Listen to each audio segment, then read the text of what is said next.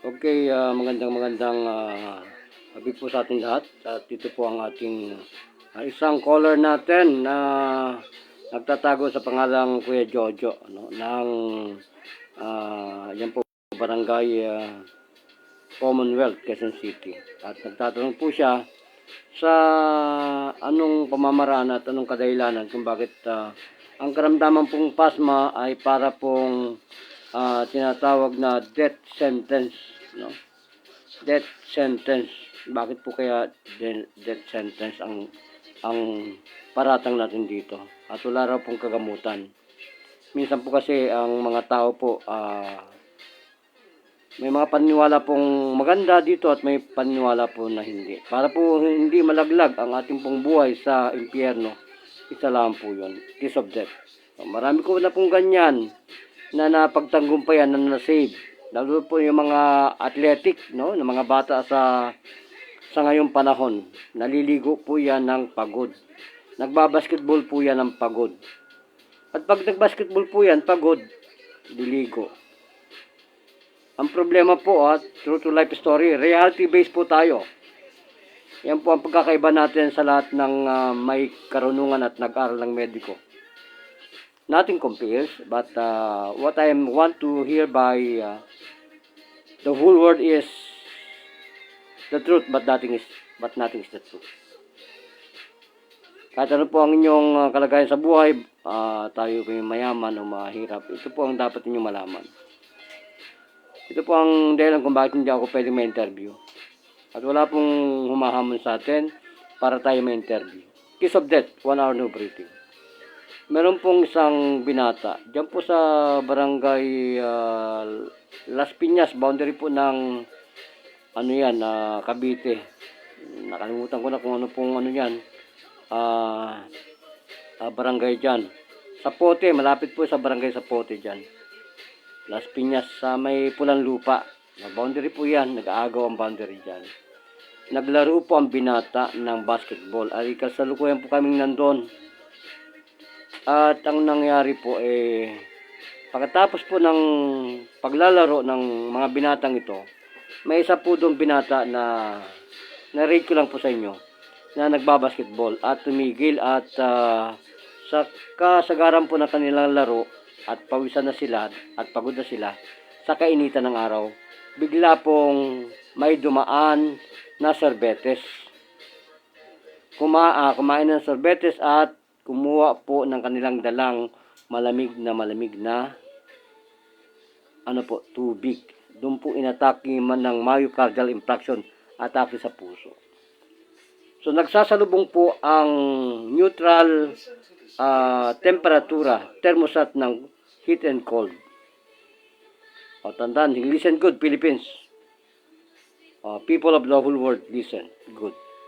So once po nag-divert yung dalawa, and they become enemy, and they are truly in and out to your tummy, your stomach, from your esophagus, what will happen? So your body is heating and then you are putting a very cold fluid. What happened? That is an earthquake that will hammer your heart, hammer your internal organ. So if that is so and that is wrong or that is right, well, the judgment there is the physical reaction of the human body. So nagkaroon po ng myocardial infarction. Mabuti na lang po at nandun ako. Wala pong inatrasan ang inyong lingkod sa pagkikipagbakbakan po sa tawag ng paglingkod bilang isang charity servant or public servant. Public servant po na walang pondo. Marami ko na po yung ipinalabas. Kung ako lang po may mga cameramen at may mga concealed camera na katulad ng idol ko, marami na po tayong na-footage ng mga ganyan. Marami ko na pong binanatan ng mga heart attack, pinagsasampal ko lang sa ilong sa tainga. At talagang naiwan ko lang po kung nandiyan pa sa Facebook yon, yung pinaluha ko ng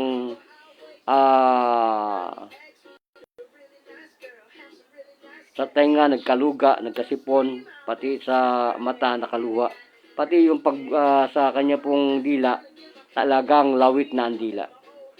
Pinaputage ko yan po. Diyan po yan sa Palar, pinagsama. Tapat po ng BCDA. That time, gulping init ko pa po nun makipaghamunan. Para i-demonstrate ang judo. Impact ng Jude Kwang. The touch of death. At is where is.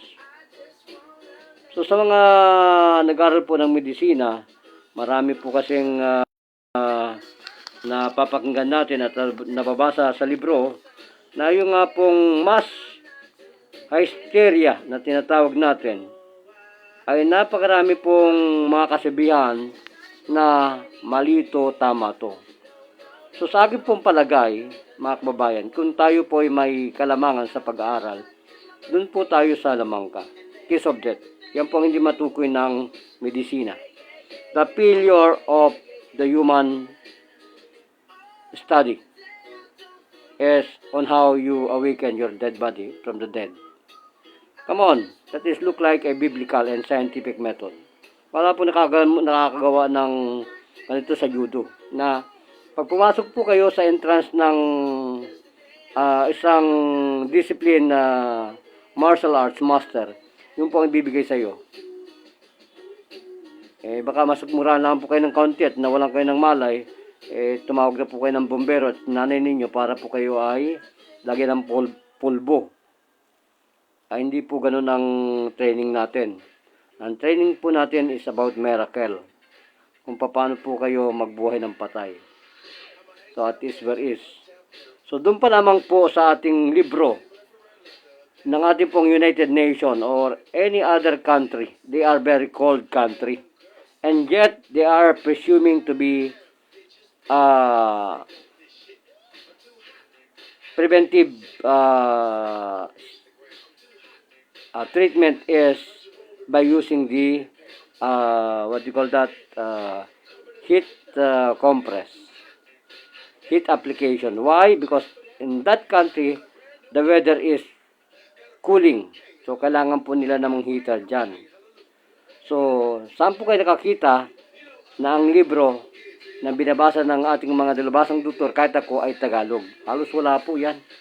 Ang tsuri po talaga natin ng galing sa ibang bansa. Kaya po ang kanilang mga pagkain, inumin, lahat na po ng mga processed food ay masasarap, maganda sa katawan. Pero po ang impact dung sa mga taong kumain ito at uminom ay may dalawang bagay. Hiyang ka at hindi hiyang. Wala pong masama eh. Hiyangan lamang po yan. Kung may Jollibee, kung may KFC, walang masama. As long as tama ang yung good diet. So, kung ikaw naman ay araw-araw, yan ang diet mo, sige, siyempre, abutin ka ng obesity, diabetico. So, in a very disciplined manner, we can choose the good and bad, mga babayan. Ganun lang po yun. Wala po yun sa culture, wala po sa paniniwala. Yan po yung nagdadala sa nag-aral. At sa nag-lecture sa inyo sa classroom. Kaya, get out. If you are suppressed and then try to leave. And say, Ma'am, may I go out? I'm hungry, I need to rest. I feel anxious, I need to rest. So, relax. That is a matter of having peace of mind. Mga kababayan, no tension, no stress, no depression, no nightmares, no nothing. So, pag nampasma po ang utak natin, hindi po ibig sabihin ay yung enerhiya ay nagamit mo ng mali at tama. Kailangan po yan ay sa inyong sarili, magbibigay kayo ng kaangkapan na paggamit ng inyo pong enerhiya. Kung alam mo na hindi ka pwede dyan sa enerhiya na yan, and then make it lesser. Kung hindi ka sa lesser, more stronger. Ganun lang po. Inadequate sustain limit. Ganun lang po yan. Discipline po lagi. So, ano po ang ibig sabihin yan? Death sentence. Yan daw po yung pasma. Maari pong totoo at hindi. Level po tayo non-partisan. Sa nag-aaral, wala na po tayo yung dati natin na iginigit natin na magaling si Juan at saka si Pedro. Hindi na po tayong ganon. So, tayo po ay mediator ngayon ng tama at matatalino. No? Isa lang naman po yan. Kaya saka wala pong malingin sa atin lahat. So, Philippines, alam ko na napakahirap pong batahin, no? mahirap paniwalaan ang ating topic sa ganitong salubin sapagkat po ang pasma ay pwede ka magkaroon ng mass anxiety, phobia. Kaya nga po mas nakakarami. Mga maraming paniniwala, maraming pangyayari. Kaya po ang ating libro samantalang pinag-usapan po ang masma. Kailangan po appreciated lamang ang ating pong gagamitin natin sa katawan natin na enerhiya. Hindi po lalabis, hindi susobra, at hindi magdodwell. Auditin po ulit natin. Pag po naglaban ang enerhiyang ito sa ating katawan, mangingisay po tayo. Para po tayo na electrifying yan. Para kang nakuryente.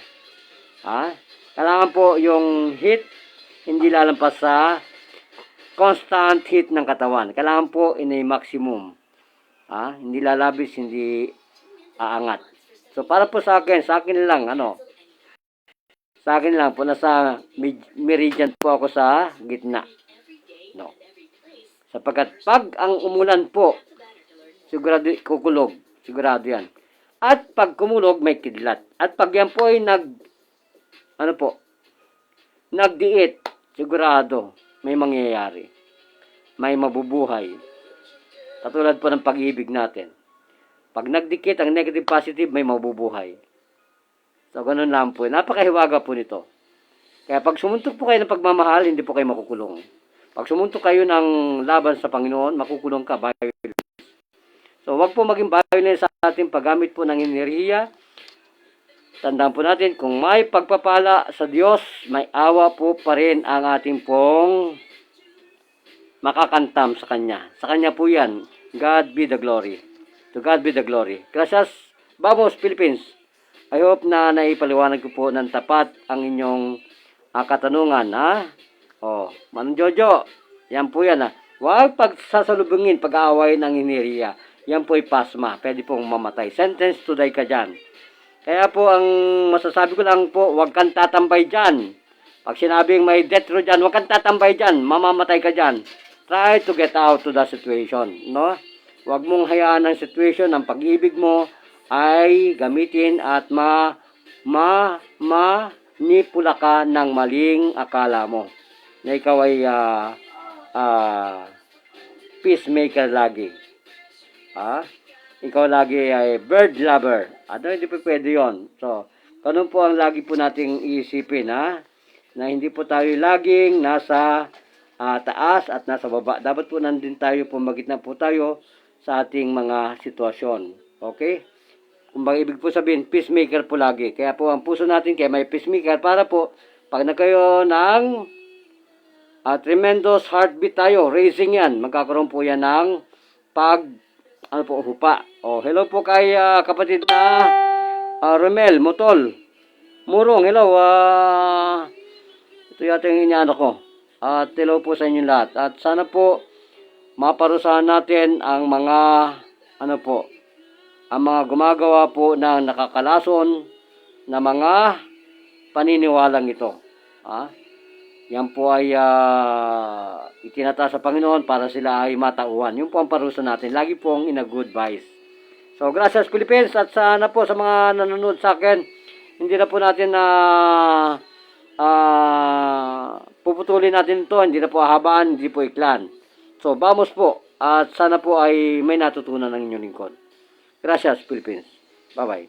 At binabati po natin si Tatay George Caredo, Tito George Caredo, Estela Bukadyo Baligalig, Gobernador Kangel, Master Bedja, Shotgun, at kay Tatay George, ang Carriedo, at sa lahat po hindi nababanggit, kay Jopar Cogayre, na successor po ng ating programang ito. At syempre sa lahat po ng mga supremong hindi nababanggit, at napakadami po niyan, kay Nanay Estela Bulacan, at kay Romy Borse, kay Boss Thomas, kay Kawad Roda, at syempre kay anakin natin, Romel Mutol Murong, ng May Bubuak Marinduque yan. Sa lahat po ng gustong mag-interrupt po kayo at mag-comment. Gracias. Vamos.